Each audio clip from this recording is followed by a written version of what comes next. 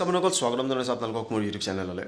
আজি মাননীয় মুখ্যমন্ত্ৰী মহোদয়ে বহুকেইটা জেগাত তেওঁ যিহেতু গৈছে আৰু কেইবাখনো মিটিং এটেণ্ড কৰিছিলে। ইয়াৰে মাজতে কোনোবা এখনত মই ঠিক পাহৰিছোঁ, কিন্তু কোনোবা এটা চেনেলে সেই বস্তুটো কভাৰ কৰিছিলে যে যি ADRE আমাৰ পৰীক্ষা লৈ পেলাই বহুখিনি কথা বতৰা চলি আছিলে যে কেতিয়া হ'ব কেতিয়া নহয়। ADRE পৰীক্ষা জুন জুলাই মাহত অনুষ্ঠিত হ'ব বুলি সেই বস্তুটো জানে যে মাৰ্চৰ 17 তাৰিখে স্লেটৰ পৰীক্ষা আৰু APSCৰ যি CC 2023 তাৰ প্ৰিলিমছৰ ডেট তেওঁলোকে টেণ্টেটিভলি দি থৈছে 17 মাৰ্চ তাৰিখে।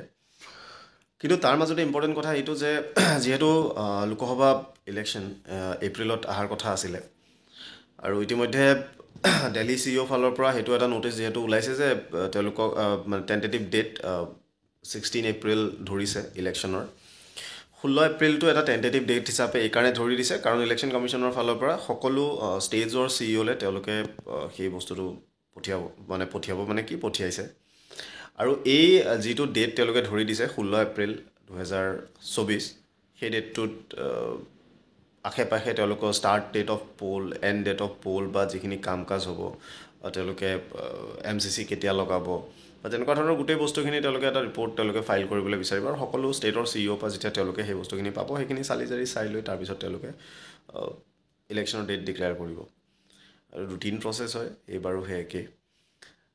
এতিয়া কথা হ'ল 16 এপ্ৰিলত যিহেতু টেণ্টেটিভ ইলেকশ্যনৰ ডেট দিছে, চ' ডেফিনেটলি আপোনালোকে এক্সপেক্ট কৰক এৰাউণ্ড দ্য মানে মাৰ্চৰ শেষৰ ফালৰ সেইফালে আপোনাৰ MCC এনফ'ৰ্চ হৈ যাব।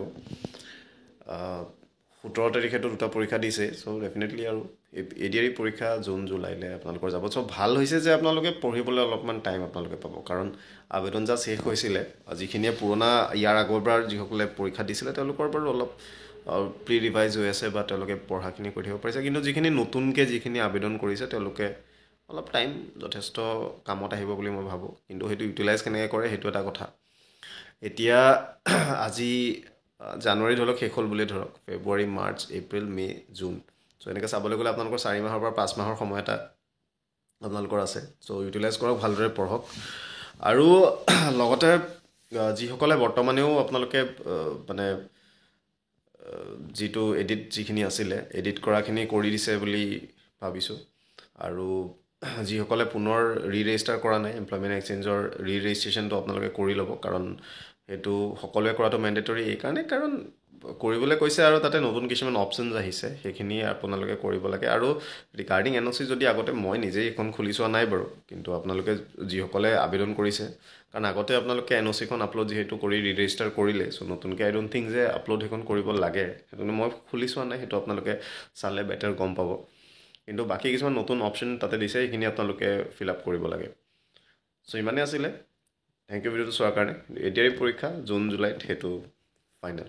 চ' সেই হিচাপে আপোনালোকে প্ৰিপেৰেশ্যন কৰি যাওক, টাইমটো খালি আৰু ৱেষ্ট নকৰিব, কাৰণ বহুখিনি আপোনালোকে চাকৰি কৰি আছে আৰু তাৰপিছতো আবেদন যিহেতু কৰিছে, চ' পঢ়িবলৈ অলপমান